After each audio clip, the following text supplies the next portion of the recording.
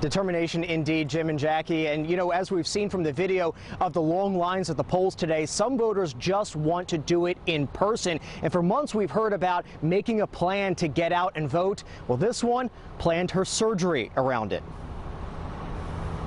The goal was to get me in, get the surgery done, and get me discharged as soon as possible. It was all about timing. Christina Kennedy had a volleyball-sized tumor that had to come out. When they scheduled me for the surgery on the 2nd, the main thing I told them was I have to be able to vote.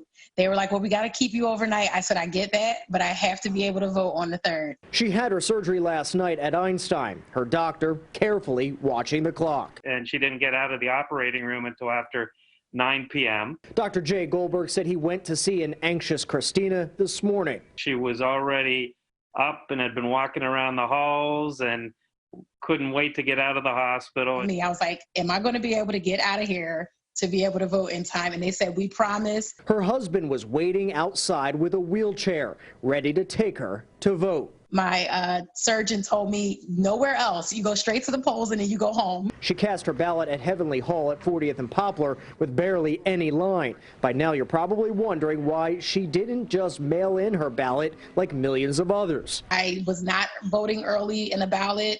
Just because of all the things that were going on, I wanted to be able to vote in person on the day to make it count. On this day, choosing her right before recovery. I got my I voted sticker.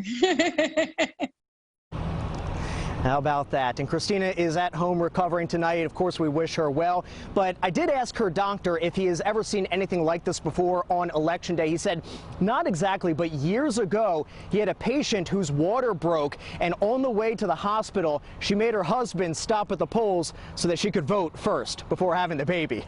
That is some real dedication to voting there, Jackie. It really is. Wow. Fighters all around. Matt, thank you.